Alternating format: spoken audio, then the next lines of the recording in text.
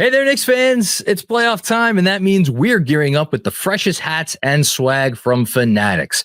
We're buying our merch, like this hat I'm wearing right now, with Fan Cash, since we bet with Fanatics Sportsbook, where you earn Fan Cash on your bets. Download the Fanatics Sportsbook app and start earning Fan Cash today. Gambling problem? Call 1-800-GAMBLER. Connecticut residents, call 888-789-7777. Massachusetts residents, call 800-327-5050. New York residents, call 877-8-HOPE-NY. Maryland residents, visit mdgamblinghelp.org. Oh, holy fucking shit. Welcome to the Knicks Film School Postgame Show presented by Fanatics Sportsbook. Man, if ever, I was happy to have an Emmy winner with me because I can't put two sentences together consecutively right now. Jeff J is in the building. I just want to say thank the good Lord for everything. Not getting into any specifics. Just thank you. I wanted that one so bad. If you are a Knicks fan who has been through this season, which I know had 51 wins, and anybody who hears Knicks fans talk about this year like they are a 31-win team or a 21-win team, people would be like, oh my God, how quick did it take you to get too big for your britches? You got it. If you're a Knicks fan, you get it. You get it how you feel right now. You just get it. You're feeling it. And it's going through you. I'm going to try to compose myself to start to put some cogent thoughts together. But before I do, I am going to turn it over to my man, Jeff. I'll give you some time to get your thoughts together, Macri. Please. Because it's promo time. I've had to hear about this man on my shirt, Captain Clutch, being a foul grifter, a snake oil salesman for ethical hoops, a flopper, and not a real hooper from a lot of pundits, both local and national, over the past week. What do you have to say now? That looked like the most logical, rational, pragmatic type buckets that we've come to know from Jalen Brunson throughout the start of the season. I didn't know if they were playing the Detroit Pistons or the Detroit Lions. You want to talk about physicality? Maybe they need to put Schroeder on the end. Let him play DE or cornerback, probably linebacker, because he's a little too svelte to be in the trenches. You can hold, you can grab, you can claw, you can scratch, but the whistle ain't going the same way on the other end. The Knicks had to overcome the end of half of doom, the third quarter of doom, inconsistent calls, and oh yeah, Schroeder rolling up Jalen Brunson in the third quarter towards the end when we didn't know whether or not he was going to return. All he had to do was go back into the locker room, adjust his cape, tailor it this time because, you know, it's bespoke. These are bespoke capes. He gets a different cape, a different size, a different style for a different type of game. Came back in the fourth quarter and showed you why the clutch player of the year isn't a gimmick. It's a fact of life. You wanted to let him play? I loved it. I especially loved it on the final shot. Because if we're going to let him play, we're going to let him play all the way. Gas up the bus, get out of town, hop on the private jet, and let's go back to Madison Square Garden up 3-1 because some teams earn it and it's not given. Sometimes it's better to be lucky than good. The Knicks have been the better fourth quarter team this entire round of the playoffs, save probably one. Better fourth quarter team. I've had to hear about the 7 out of 8 quarters thing. Facts. They also know how to close the game. And they shut the door on the Pistons once and for all. You can be fake tough or you could be real tough. What's really tough is being up 3-1 with a chance to close it. That's real toughness to me. What's up, Macri? 8:35 to go in this game. The score was 79-68. Jeff, I know you're a longtime fan. I'm a longtime fan. We've been through it. We've seen the bad, but we've also seen the good. We've seen miracles. We have seen miracles from Knicks teams before. And yet, at that moment, with how the game had gone over the preceding 18 minutes, because it started when the game turned, when Jalen Brunson, one of the few shots he missed today, missed a shot at the rim on a fast break, went down the other end. It was a 3-point play, should have been an 18-point lead, ended up the advantage going down to 13 points. Mm-hmm. For the following 18 minutes after that switch was flipped for Detroit, the Knicks looked like they were out of their league. The Knicks looked like they would be the team that was going to be tied 2-2 after 4 games of this series. And everybody with Detroit and all the Pistons fans and all the Pistons media and goodness knows the Pistons coach were going to be talking and saying through their smiling, shit-eating grins, we're the physical team. We're the tough guys. They can't handle us. Because you know what? In fairness, for 18 minutes, the Knicks didn't know what to do with it.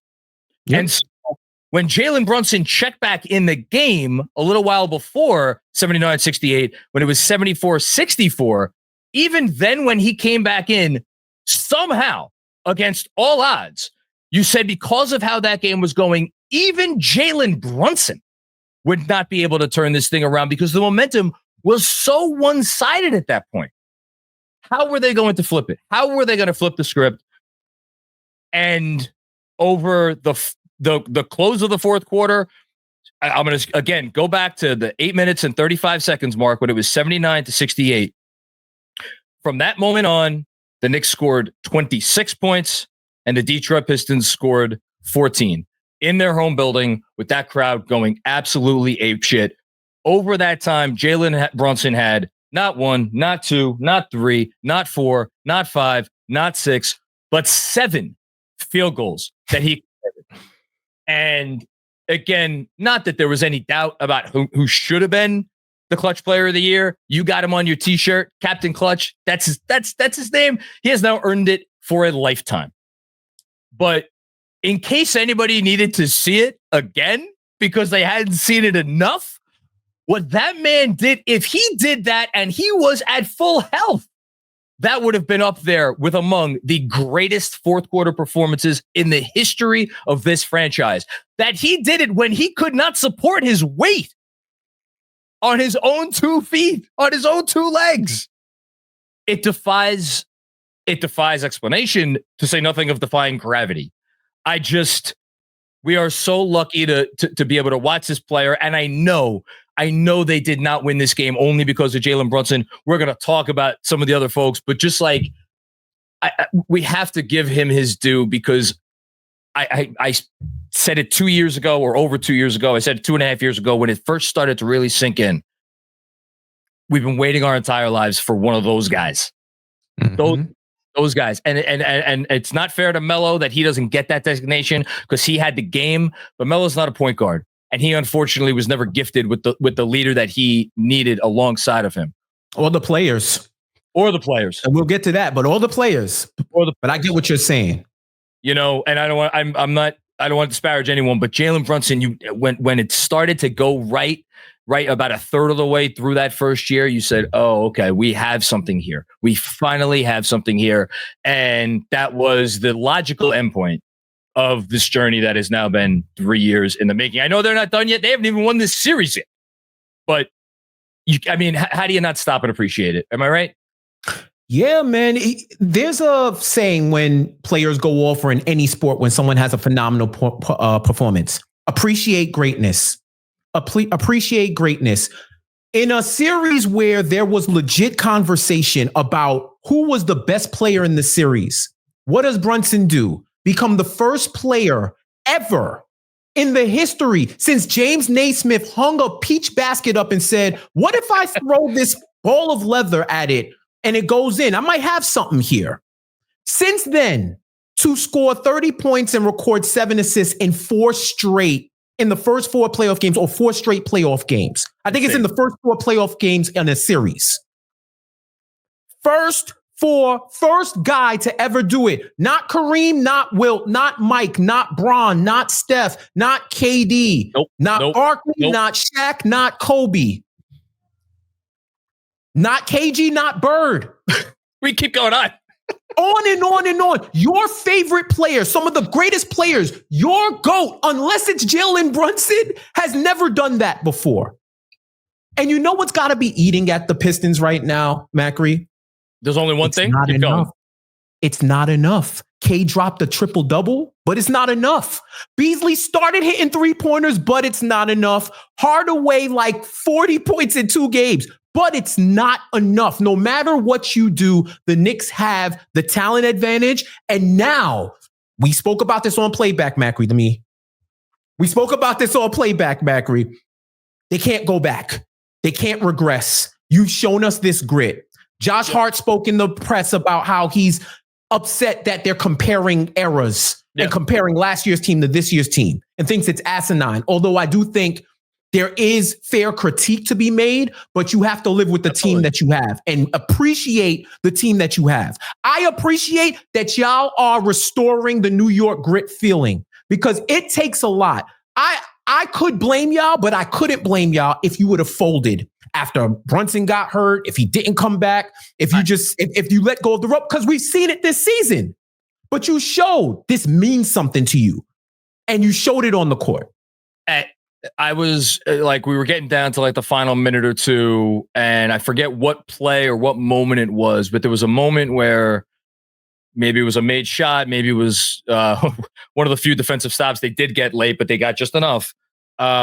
Where I said they've done enough today, win or lose, where I am going to be able to go on that post game and I'm going to be saying no one should be hanging their head today. Yeah, no one should be ashamed to be a Knicks fan, despite again what was a solid 18 or so minutes where you were just kind of getting punked. And we could talk about what happened in those 18 minutes. I do want to talk about what happened in those 18 minutes and how concerned we should or should not be. They redeemed themselves, and they redeemed themselves in a way that did not just put the spotlight on the best player, but it showed that you got a few guys on this team that when the chips are down, they are going to be there for you come hell or high water. I think we got to start with Cat after JB, right? So here's the thing about Cat. And we've said it all year. Content creators of Minnesota said it for 8 years or 9 years, however long he was with their team. You get the full spectrum. There is no simplification with Cat. He is the most tantalizing player in the sport, and implicit in that statement is the fact that with the good, yes, you will get the bad. And through 3+ quarters of this game, it wasn't the sort of performance where like Cat was playing you out of the game, but he was kind of playing into Detroit's hands. He was not doing anything. He was not taking advantage of the advantages that he was being given. And if the game had gone that way, he wouldn't have been the only one to get the blame, but he would have gotten a lion's share of it. And look, was it as simple as him making 2 of the most insane shots that we have ever seen in the history of a fourth quarter playoff game in this franchise? No, I don't think it was. I think he did a little bit more than that. And like through 4 games, like he's mostly held up on defense. And there was another 3 in there, by the way. It wasn't just the 3 at the end. There was another 3 in there too. The wing 2 threes that bookended the fadeaway. Just the crazy. Oh, and one other thing I have to throw in there before I turn it to you on Cat. Super smart foul by him with 11 seconds to go. That he knew they had the foul to give. He did it before that anyone got a chance to get a shot attempt. And he knew by doing it, as my dog is coming here to celebrate. This person is the star of the show. Yes, Maddie is the star of the show. Okay. And in doing it, allowed Thibodeau to make the substitutions to get the defense first lineup in the game. You talk about the whole Cat experience. We got the entire Cat experience quarter by quarter. This is, if someone asked you, what is the thesis statement behind Karl-Anthony Towns as a player?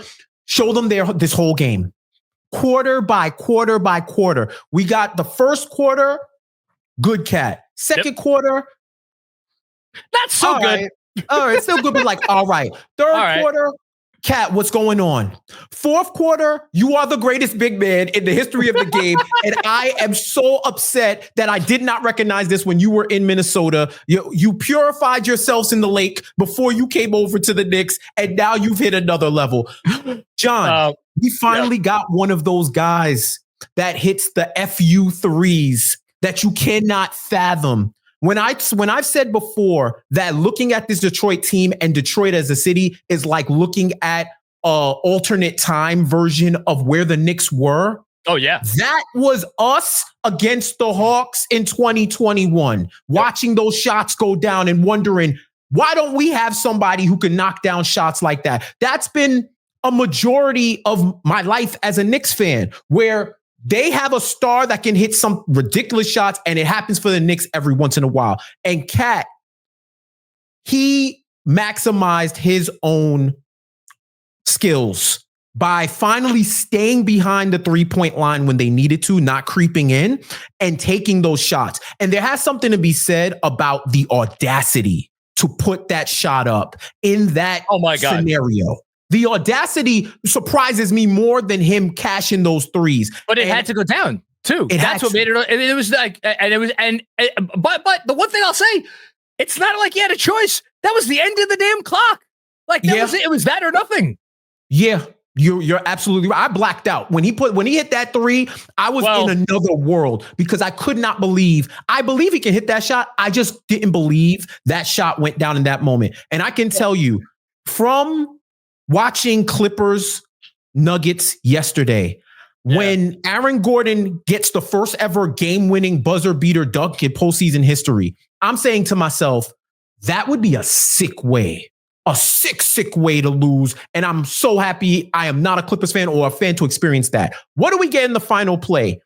Disruption, can't grab the board, Deuce crawling for it like a man crossing the desert looking for an oasis. Goes into Nick.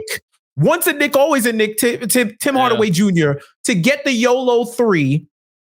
And then my TV glitched for a second, like real quick, when he held it to when he put it up. So all I saw was it release his hand and miss, and he airballed. So I guess Josh must have did a great contest there. But I can tell you, Cat, for whatever you want to say about Cat going forward, to me, you got to keep it real and give that man his respect. He's played well 3 out of the 4 games in this series. 75% of this series, you've got good to excellent Cat. And if he keeps doing this, I don't think any Knicks fan will have an issue with him. No, absolutely not. And I think we have, I'm being told in the chat, we have a video. This is, oh goodness, this is me before the Cat 3. One time. Puts it on the floor. Shot clock at 8. I was standing too. I love it. Yep. Let's go. Same. Come on. All of that. That's my daughter, by the way, screaming, "Be quiet!" from the other room. So my daughter was screaming at the TV. Thanks to my lovely wife. She was looking at me like, "Why is Daddy running into the closet screaming?" Yeah, I think my family wants to put me in the closet with how I react during some of these games. Okay, we got a bunch to go to. Let's start moving through this a little bit quicker. Yes, sir. I got to go with Josh Hart next. This was from the outset, from the opening tip. This was, to me, a Josh Hart game to a T. Going out there, hitting 2 threes in the first quarter, going out there with shooting it with confidence. You never know when it's going to flip for Josh. It's flipped today. Going out there, getting 2 offensive rebounds on the same possession to end the first quarter, help end the first quarter with a made bucket. He managed to, for the first time all series, really make the Pistons pay. Ended up going 3 of 5 from deep, had another big 3 later in the game, finished with 10 rebounds, 14 points, 4 big steals in this game. And I mentioned those 2 offensive rebounds. And in what was the biggest defensive play of the game, how, Jeff, all season long, I've complained about it and others have complained about it. Josh Hart, why are you helping off shooters so much? Why are you helping off shooters for these digs into the lane that are not going to produce anything? And finally, in the biggest moment, him digging off that corner shooter, and yes, it mattered that it was Tobias Harris, so maybe imbued him with a little bit more confidence to dig off of that corner shooter, ends up getting the biggest defensive play of the game. I thought this was a beautiful basketball game by Josh Hart. Yeah, if he plays this way, there's no real concern about spacing or the offense because he finally made him pay. This was game 6, Sixers Josh that showed up in Philadelphia. The guy that's going to make you pay and hit the 3-pointers, the guy that's going to be all around the court, and the guy that legitimizes the trust Tibbs puts in him to have him on the court in those situations. That's just what it is. Like Josh... And we'll get to betting and sweating, but I didn't even have this on mine. I went Josh triple-double. The fact that he went 5 assists short, you wouldn't know. If you just watched his game, you would have thought he hit it. That's how ubiquitous he was across the court. Like, I got nothing but praise for Josh Hart. And this is a dude that puts his money where his mouth is. When he talks a good game in the press and on the pod and everywhere, and he's the one guy I never have to worry about backing it up. So salute to him. Speaking about guys who backed it up, a transition to the next guy because Josh Hart also had a massive play. Again, you got to make the plays to close it, but you got to get over the mountaintop because it seems like this game, an 11-point lead seemed like a mountain. When it was 79-73, Jalen Brunson finally had a miss, and Jalen Duren, who was a monster on the boards all game long, got the defensive rebound, and Josh Hart did not give up on the play, managed to swat the ball off of Jalen Duren's leg to give the Knicks another possession. That was absolutely massive, but they needed to capitalize on it. They needed to close the gap a little bit more. And who was there after he had one of the nightmare games? But Mikal Bridges with his second 3 of the fourth quarter. His first 3 was the previous one, made it 79-71. This one made it 79-76. Those 2 threes may get forgotten about, and you're going to look at his stat line. You're going to see Mikal Bridges. The dude went 3 of 12 from the field in this game for 8 points. I'm just going to go say it. Mikal Bridges in 44 minutes, I really did think you have to say he played a good basketball game because yes, I know he was 3 of 12. But some makes are more valuable than others. You want to tell me if he made a few more in the first half, it wouldn't have been that close to begin with? Okay, I'll hear you.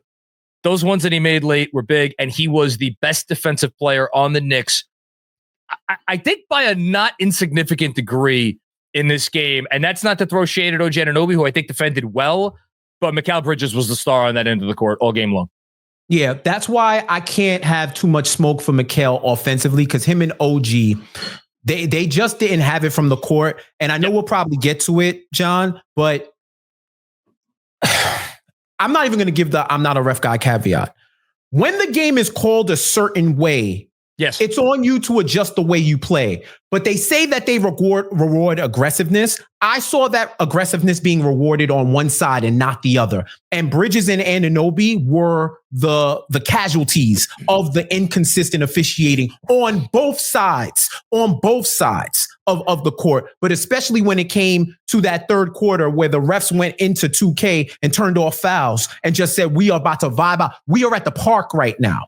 But I couldn't have smoke for him because although Cade went 25, 10, and 10, that was a hard-fought 25, 10, and 10. And Mikal was one of the reasons why. And to your point, he has the propensity for clutch baskets. He may not be the clutch player of the year, but I've seen him do it more than once. I know that he has the ability. Would I have loved him to hit one of those game breaker threes in the first to extend the lead? Yes, I would have loved it. But if you're going to give me threes that matter, I'd rather you give me those threes that you gave in the fourth than you did in the first quarter because this is winning time. And he showed up in winning time as a two-way player. So I will make sure, Mikhail, that your name is remembered in the annals of Knicks history for what you did in the fourth quarter, because I think you and OG had a thankless job and you approached it with like professionals and you got the job done. I think you hit on the most interesting point by far of that stretch of the game where the Knicks were, if you want to boil it down to like one word, getting out physical, where the refs were swallowing their whistle and the Knicks weren't able to take advantage. I personally do not view that stretch. And I think you could look at OG and Mikal and Kat on the offensive end as the quote unquote culprits during that stretch. Mm-hmm. I don't view that as a toughness or a physicality thing as much as I view it as a skill thing. Like OG is just, for as big as he is, has never been a guy who's just great at finishing through contact. He's just not. Right. Now, Mikal Bridges, does he avoid contact from time to time? Yeah, he does, especially when he gets close to the rim. So maybe that's a little bit tougher. And Kat's the guy who you're like, man, we know you got more in you when teams are playing you like this. And that's when I think he was just letting it get in his head a little bit. And as opposed to like letting the game slow down, taking his time, or being a little bit more patient. But they survived it. They got through it. I guess final thoughts before we get to betting and sweating, because I've kept you for a while here. Yeah, no. I'm trying to think of like other big picture takeaways from this game, other than obviously everything we talked about and the crazy stretch of the fourth quarter. It really was 3 basketball games, because you had your closing stretch, you had that middle stretch where the Pistons made their big comeback, but you also had the first almost 2 quarters where the Knicks came out with the approach, with the intent, with the game plan, with everything you could possibly want to see from your basketball team on the road in a game 4 with a chance to go up 3-1, with 2 exceptions. They couldn't buy a freaking open 3, and they could not convert a fast break. And I think the fast break thing ties into the physicality thing. And that I don't want to say it's got in their heads, but I think it's definitely something that they have not responded to as well as they could have. So I'm going to remember this game as, again, that game where it's kind of 3 games in one. And then, look, is there stuff to clean up? Absolutely. You got out rebounded 54-38.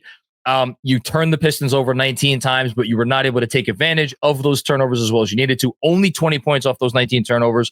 But again, that has to do with the fast break stuff. What I am most encouraged by, I guess, is, and this is maybe an odd thing, but I'm going to go here anyway. All season long, this team has gotten more and more and more gun shy from deep when threes are not falling. And I think that, as much as anything, more for me personally than like the Josh Hart like cramping the spacing thing, I think the collective hesitancy from 3-point range when you start out a game and the threes aren't falling, and when they don't feel it right from the first quarter, that has made their offense. It has made it so much more difficult to generate positive, efficient offense. And they went through that stretch where they could not buy a basket, but they kept at it. They kept taking the threes. Final tally, only 33 3-pointers attempted, which again is not a ton. It's not like Celtic numbers, but they ended up shooting 45.5% from 3 for the game. They started out hot and they finished hot because they didn't give up on that. That's where the most efficient offense was. Did it factor in a little bit that they were trying to come back and it made more sense to take threes there? Yeah, but you know what? There have been other times where it was made the most sense to take threes, and the Knicks haven't always gotten the memo. So the fact that they did get the memo and then obviously converted some of those threes in the fourth quarter, I thought said so much about this team. For sure. I will say that you mentioned it before that this was 3 basketball games in one. I've said from last season, the Knicks are the greatest anime in the history of professional sports, and especially over the last few years. And you just saw a whole anime arc in 3 games. They came out looking like the team that was at one point second in offensive rating with the way they were moving the ball, and not even like the first quarter, they were 5 of 10 from 3, but afterwards they just couldn't buy that game-breaking 3 to distance themselves. Then in the second and the third, we had the plot twist where there were no more fouls being called. The physicality was put to 10. And for some reason, and I know super chats might say this, Macri, but this is something that I'm harping on for this game. Sure. I still don't think the Knicks have played a complete game. And I still think that they're winning in spite of themselves. Because for some reason in the third quarter, they decide not to do what works. If something worked in the first half, it's like they get a Xbox achievement or something that they want to unlock by running a different type of offense. And it's like, fam, they cannot stop the 1-5 pick and roll. No matter what Tobias Harris was able to do, he still got into foul trouble. They've literally tried to beat this team up and they still can't win. I think you run the offense until JB Bickerstaff can figure out a solution that actually works. They've played Asar Thompson and Ridge Holland. Ron Holland. I'm thinking of Restless. Ridge Holland, Ron Holland, and Asar Thompson. They've played them off the floor. They can't play anymore. That's why Beasley and Timmy and Schroeder have to play now. I wouldn't be surprised if in Game 5, Asar and Ron have the quickest hook because the Knicks have already solved those guys. We should say Ron Holland 6 minutes in this game. Asar Thompson 22 minutes. Right, for sure. But you saw there was a time when they were making that run where once Bridges hit that 3 when they were down 11, Schroeder subbed for Thompson. And I saw it when they were mixing and matching.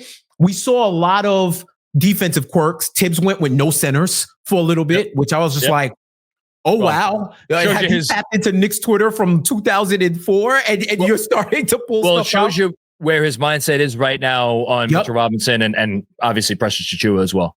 Exactly, because Mitch gutted this one out. I could tell that he really didn't have it. The other thing I will say is we talked about it on playback.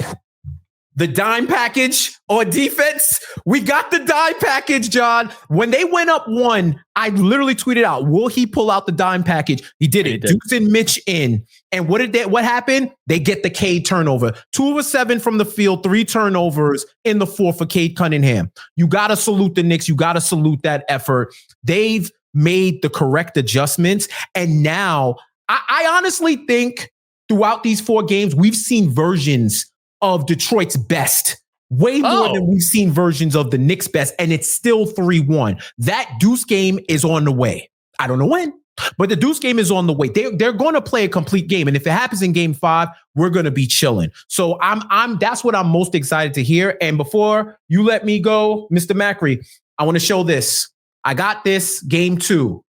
This was the game that the Knicks lost. And usually I would toss these because I don't want to be reminded. There was a commemorative ticket that I saw other people get in, and I picked this thing up off the floor. I was like, oh, I'll take it. I need a rally towel. But I will remember this game for the game where the Knicks finally cut the shit and started playing like the New York Knicks. That was the game that they needed to lose to wake up and finally say, this young team is going to try to out-tough us, out-physical. They're buying into this bad boy Pistons propaganda. They're buying into all of that. So what are you going to do? It's like the Michael Irvin clip where he's like, nobody believes in you. What are you going to do?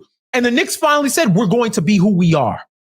But now I need them to be something better. Close them out in Game 5.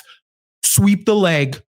Put them in the dirt. The death knell is ringing right now. It's time to put this team in the dirt because you saw what happened when you gave up a Game 5 last year and you put one more game of mileage on everybody in that game.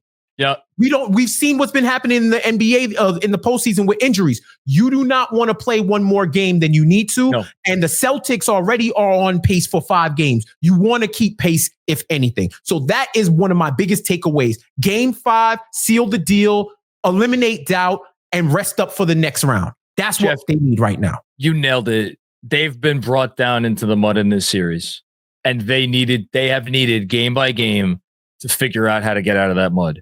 It hasn't always looked pretty because guess what? When you get pulled out of the mud, it's not going to look pretty. Mm-hmm. And I think, by the way, that contributes to exactly why we feel like we have not seen the best version of this Knicks team for an entire 48 minutes, because when you're in this sort of series, I just think it's going to be really hard to find that. Even if the Knicks were an even better team, I think it would be a challenge, because give the Pistons credit for what they are doing. But listen, Jeff, you've been incredible. I'll let you go before we go any further, because you've been here for a ton of time. Last thoughts from you before we get you out of here. The Pistons are a solid team. I wish they weren't playing the Knicks, because I would root for them in the playoffs. Like, I'd root for them or whoever else they're going after. This is a team that New York would root for.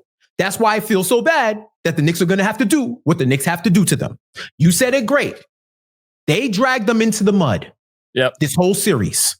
Now it's time to put the Pistons in the dirt. I love it. And emerge from the mud, clean yourself off, and get ready for the second round. You are incredible, Macri. Thank you so much for allowing me to join this post game. Oh my goodness. Shout out to Knicks Film School. Get the likes up, get the super chats up. This is a time. If there was any time to revel in your team, now is the time, because you know what? They finally got something to go their way, where this movie that we've watched for however long you've been a Knicks fan, it goes a totally different way. We're watched an alternate ending today. So enjoy it. Get ready for Game 5. Believe and enjoy the ride, man. I love it. Check out Jeff on Casual Fridays. He's doing his thing every Friday with a different guest every week. I'm going to have to get back on there at some point very soon. Open invite. Oh, no, dude. It's such a blast. It's a perfect way to end the week. Thank you. Jeff, and you know the producer, so it should be easy to get on. You know what I'm saying? I'll have my people call your people. You're the man, dude. Thank you. Exactly, man. Thanks a lot, y'all. I'll hang up and listen. Oh, and one more thing before I go. Yes. If you have League Pass, you're going to hear this voice on the top 10 tonight and on Knicks Pistons highlights on NBA.com. This is probably the first time all season that the Knicks have won when I'm scheduled to work. So I'm so happy, because that was a personal curse that has been exercised. So definitely tap in, because if there's any plays from the Knicks on the top 10, I usually go crazy. I will go insane. So I've taken up too much of your time. I'm going to get back to it. Love y'all, and I'll talk to you soon. Peace out, brother. Oh, my.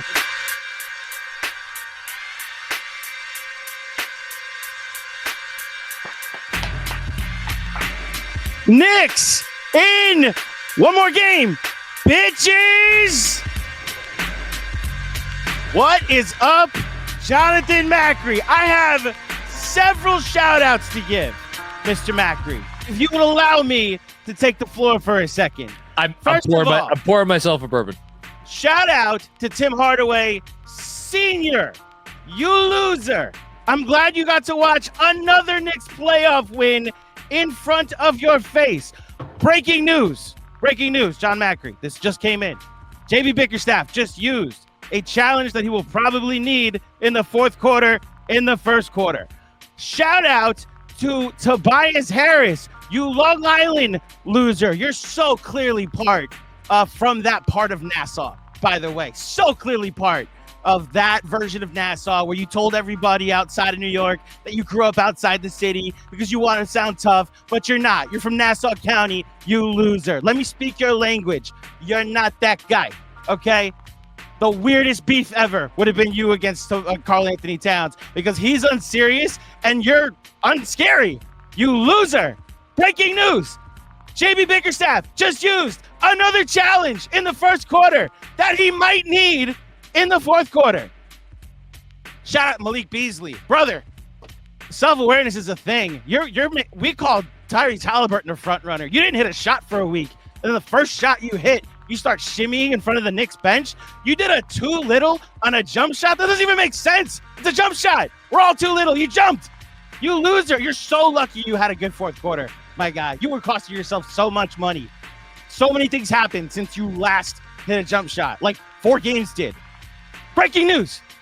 JB Bickerstaff just used another challenge that he might need in the fourth quarter, in the first quarter. And shout out to Little Caesars Arena. I owe so much to your company. My waistline thanks you. My college budget thanks you. Word of advice. Two words of advice. Don't poke the bear because the captain bites back. Pizza. Exactly. John got it. Don't poke the bear, okay? Because Jalen Brunson, the foul-baiting grifter that all you dorks in Detroit decided to have a personal connection to because, we're in the playoffs for the first time in 25 years. This matters, right? Well, you went at Jalen Brunson, and what did he do? 15 clutch fourth quarter points without a free throw. And by the way, LCA, if you want to win a playoff game, don't invite the head coach of the Lions or their quarterback. Breaking news! JB Bickerstaff just used another challenge in the first quarter. I think he's had a challenge in the fourth quarter. I don't think he has two more challenges. And shout out to the New York Knicks, a hard-fought, unforgettable game. Shout out to T-Squared Social. I got to give a shout out to Ryan, to David, to Zach, to Elliot, to Gil, Elliot and his wife Allison, to ML Nair, one of our super chatters. Shout out to everybody that made the trip to T-Squared Social today. And then, of course, to our good friends at Fanatics Sportsbook. John, we're going to go revisit a segment if we could. Sure. So, this super chat. Yes. Here's $100 in fan cash from Fanatics Sportsbook. I have not bought a jersey, a Knicks jersey, since the one that's over my right shoulder right now. I think it's time. I think it is time to finally go buy myself a number 11 jersey, because what he did today was the stuff of legend, was heroic stuff. It wasn't foul baiting shit. It wasn't not that good. My goodness, the hypocrisy from so many people in the media. I have to call him out, John. I am sorry. Our favorite, our one of one, Chris Ryan. You said you don't like watching Jalen Brunson when you watch Joel Embiid. My goodness, man. Stick to the rewatchables and television, which you're really good at, by the way. The New York Knicks. Chris, I do not endorse thoughts and opinions of GMAC reflect the thoughts and opinions of GMAC. It's the only. Don't worry. Okay. What a win. I retract a statement I made earlier this week. Sure. I only started to have a little bit of fun during that fourth quarter. This was an identity claiming victory because now I've seen this team go through a war. I understand it's the Pistons. I understand this is a 6 seed. I understand they allegedly don't have other scorers. There seem to be a lot of threats coming out of everywhere on this team, but they've gone through something and they've emerged the other side victorious. And look, shout out to the Pistons. You got your first win since the second Bush administration earlier this week. But you know what? It's 17 years and counting since your last home win in the playoffs. Thanks to the New York Knicks and their captain, Jalen Brunson. Oh, Kat, you're great too. Can I just shout out my 3-leg parlay that hit? Yes, absolutely. Josh Hart, 8 rebounds. Jalen Brunson, 2+ made threes. Josh Hart, 5+ assists. It was originally +110, but I boosted it to +146. $24.63 on my $10 wager. I'm so happy right now. Mm-hmm. Well done. Can I give you the good and the bad of parlays over at Fanatics Sportsbook? Sure. So I hit a parlay, Knicks money line, and my betting and sweating pick, Jalen Brunson 31+ points at +350. Yeah.